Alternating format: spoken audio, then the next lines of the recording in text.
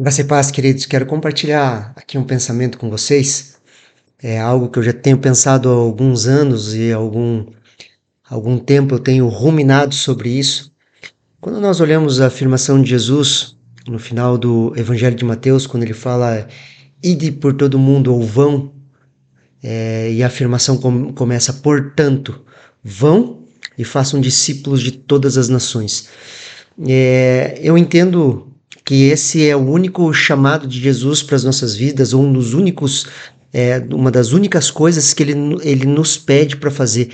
Vão e façam discípulos. E Jesus sempre usava esse termo discípulos. E quando Jesus ele faz essa afirmação, vão e façam discípulos, ele estava usando uma palavra que não é uma palavra religiosa. A palavra discípulos, ela já existia tanto na cultura judaica como na cultura greco-romana. Na cultura judaica, ela vinha na figura do talmidim, onde os talmidins eles caminhavam junto com os seus rabi, os seus mestres, e eles aprendiam deles. Muitas vezes pagavam até um alto valor para poder caminhar com esses rabis, com esses mestres, para aprender deles. Quando nós olhamos na cultura greco-romana, principalmente nos filósofos, Aristóteles, Platão, eles tinham também os seus discípulos. E o discipulado ele é tão poderoso que ele influencia a nossa cultura até hoje. Eu e você, de alguma forma, nós pensamos como gregos. Nós pensamos como gregos porque nós fomos discipulados nessa cultura, nesse pensamento grego. A filosofia grega, ela permeia toda a nossa cultura. E como que ela permeia a nossa cultura? Ela vem dessa raiz do discipulado, aonde o discipulador ou o mestre, ele ensina o seu discípulo e vem ensinando, e o discipulado tem um poder de construção cultural. Quando nós olhamos, por exemplo, a nossa cultura, principalmente a cultura ocidental, ela é permeada do pensamento grego, da filosofia grega, que foi introduzida através de um discipulado. Quando nós olhamos a ideia de separação, desse dualismo, até o dualismo platônico, onde nós olhamos e achamos que a matéria é má e o mundo espiritual é bom, o mundo das ideias é bom, a gente faz essa dicotomia, essa divisão da realidade entre santo e profano, é mentalidade grega, é o pensamento grego que veio permeando através do discipulado.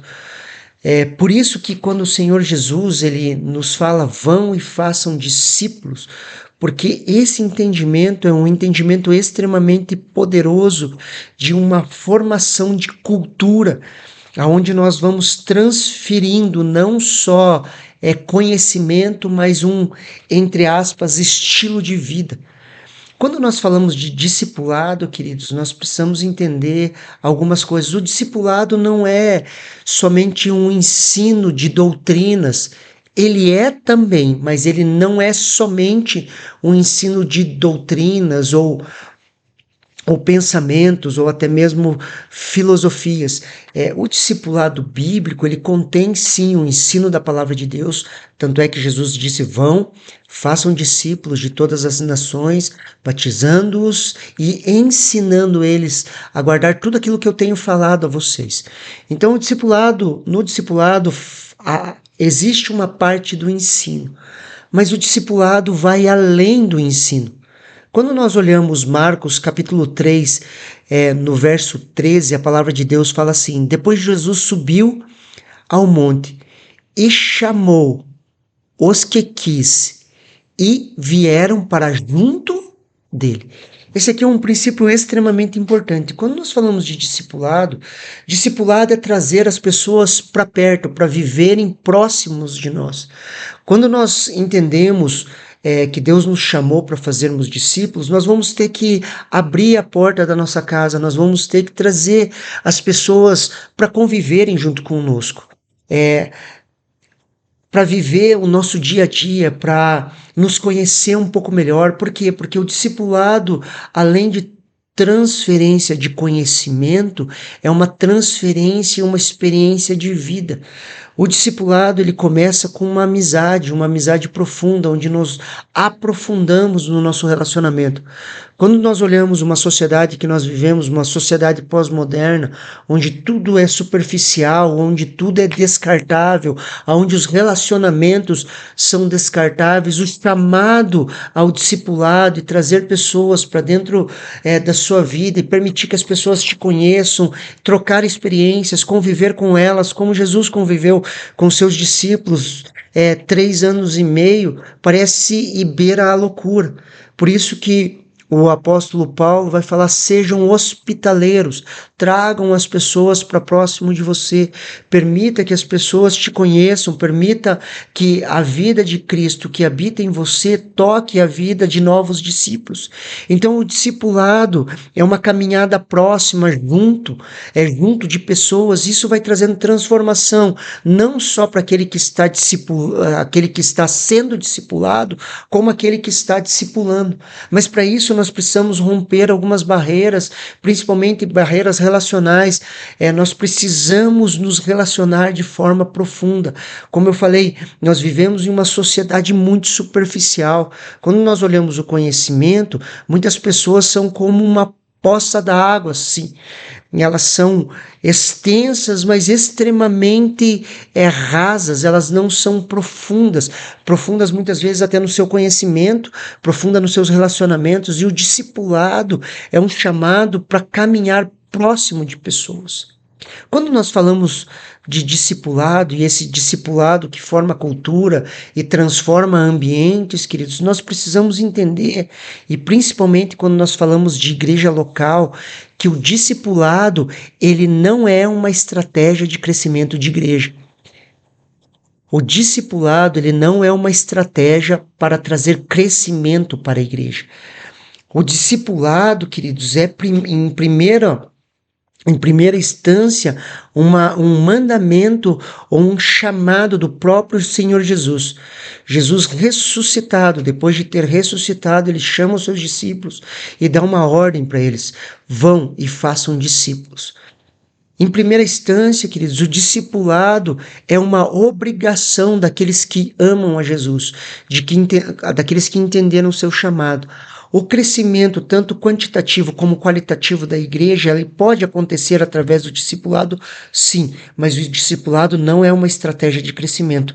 O discipulado é um mandamento dado pelo Senhor Jesus para todos os seus discípulos multiplicarem aquilo que ele ensinou aos seus. Quando nós vamos discipulando, nós vamos cumprindo esse mandato dado pelo Senhor Jesus, de discipular pessoas, trazer pessoas para perto, conviver com elas, viver o verdadeiro cristianismo. Então, o discipulado, em primeira instância, queridos, não é um método de crescimento de igreja. Discipulado, queridos, também não é uma maneira de conquistar algo de Deus ou buscar benefícios próprios no reino de Deus. Muito pelo contrário, o discipulado, queridos, é a marca daqueles que entenderam o reino de Deus. O discipulado, queridos, vai formar novos discípulos, e os discípulos de Cristo, eles compreendem, queridos, o que está escrito em Marcos capítulo 8, versículo 34. Então, convocando a multidão junto os seus discípulos, Jesus lhes disse: se alguém quer vir após mim, negue-se a si mesmo, tome a sua cruz e siga-me, pois quem quiser salvar a sua vida perderá, e quem perder a sua vida por minha causa e por causa do evangelho, esse a salvará. Queridos, o discipulado, queridos, ou ser discípulo, a partir do momento que você está sendo discipulado e discipulando pessoas, é levar cada discípulo de Cristo ou a multidão a se tornar discípulos, e esses discípulos são aqueles que renunciam à sua vida. renunciam à sua vida. Queridos, não tem como tentar viver o discipulado, ser discípulo de Cristo no reino de Deus, entendendo e compreendendo o reino de Deus com ambições pessoais. As ambições pessoais, elas não se encaixam no reino de Deus, porque o reino de Deus é um reino de renúncia, como nós olhamos o exemplo do próprio Cristo. Quando nós olhamos o Senhor Jesus, ele abriu mão da sua glória. Ele olhou e viu que ser igual a Deus não era algo de muito valor, que ele precisaria lutar com todas as suas forças, mas pelo contrário, assim como diz Filipenses, ele entrega isso. Ele renuncia a isso, se faz carne, vive entre os homens, se faz como servo e se humilha até morrer em uma morte de cruz. Então, assim como Jesus se entregou, queridos, Jesus renunciou, e Jesus é um modelo perfeito, queridos, e quando nós discipulamos, nós levamos as pessoas a olharem para esse modelo perfeito. Jesus é esse modelo perfeito, assim como o apóstolo Paulo fala, sejam meus imitadores, assim como eu imito a Cristo. Cada discipulador imita Cristo e os seus discípulos buscam imitá-lo porque ele está imitando a Cristo, e Cristo é um exemplo de renúncia. Jesus, ele não pede nada para nós, queridos, do que ele já não tenha feito. Jesus renunciou para salvar a humanidade. Quando nós olhamos esse chamado, se alguém quiser vir após mim, negue-se a si mesmo, tome a sua cruz e siga-me.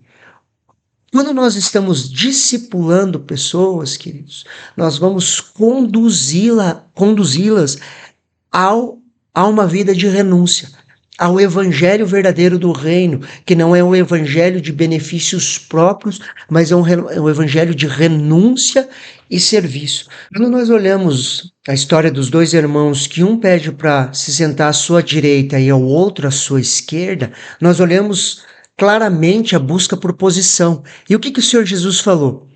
No mundo, os governantes, aqueles que têm poder, eles mandam sobre as pessoas.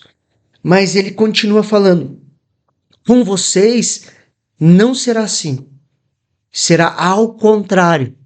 Aquele que quiser ser o maior, seja o que sirva a todos. Quando nós moldamos esse caráter, trazemos esse entendimento para as pessoas, começamos a transmitir vida, porque as pessoas percebem que nós nos aproximamos delas, não porque nós temos algum interesse na vida delas, mas nós queremos servi-las e levá-las a Cristo, elas vão compreender, queridos, e vão entender que nós estamos buscando abençoá-las e não estamos buscando algo para tirar delas.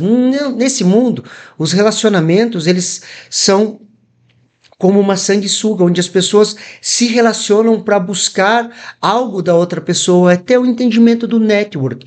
No mundo, essas coisas funcionam. No discipulado e no discipulado de Cristo, não. Porque nós nos aproximamos das pessoas para nós sermos um canal de bênção na vida delas e conseguir expandir o reino de Deus na vida dessas pessoas, e nós transferimos a vida de Cristo para elas. Quando nós começamos a entender isso, o discipulado vai se tornando algo fascinante nas nossas vidas. Não é algo pesado, não é algo obrigado, é um mandamento da parte de Cristo. Se eu amo a Jesus, eu obedeço todos os seus mandamentos, tudo aquilo que ele tem nos ensinado. E se eu amo a Jesus, eu começo a buscar abençoar pessoas, eu começo a buscar passar tempo com pessoas, começo a permitir que as pessoas façam parte da minha vida, eu permito que as pessoas entrem na minha casa, elas me conheçam, eu permito que elas bebam da fonte que tem fluído do meu interior, assim como o Senhor Jesus falou, se vocês crerem em mim, como diz as Escrituras, do seu interior fluirão rios de água viva. Querido, se você crê em Jesus, do seu interior, de alguma forma, flui rios de água viva. O Senhor Jesus continua falando que esses rios são o Espírito Santo de Deus, ele flui só através das nossas vidas, tocando aqueles que estão sedentos, aqueles que estão cansados, aqueles que estão sobrecarregados, e nós vamos discipulando discipulando pessoas, levando elas ao entendimento de Cristo, e nós vamos vendo o mundo ao nosso redor ser transformado. Talvez nós não tenhamos a capacidade de transformar o mundo, mas eu e você podemos transformar o mundo ao nosso redor através do discipulado e da disposição de discipular pessoas. Amém, queridos? Isso é algo que sempre queima no meu coração, eu quero compartilhar isso com você. Se esse conteúdo, de alguma forma, tem te edificado, eu te peço, compartilhe com seus amigos, compartilhe com as pessoas ao seu redor, compartilhe com os crentes que você conhece, para que essa ideia, esse pensamento de discipulado, ele possa se espalhar. Se é relevante para você, se inscreva no nosso canal, ative as notificações, dê um joinha, clique no curtir, comente, coloque as suas observações no comentário, comente se você tem discipulado pessoas, se você tiver alguma dúvida com relação ao discipulado, com relação à palavra de Deus, comente e nos dê indicações de vídeos. Nós vamos continuar subindo vídeos. Eu quero me disciplinar a subir vídeos toda semana. Então, Deus abençoe, queridos, em nome de Jesus.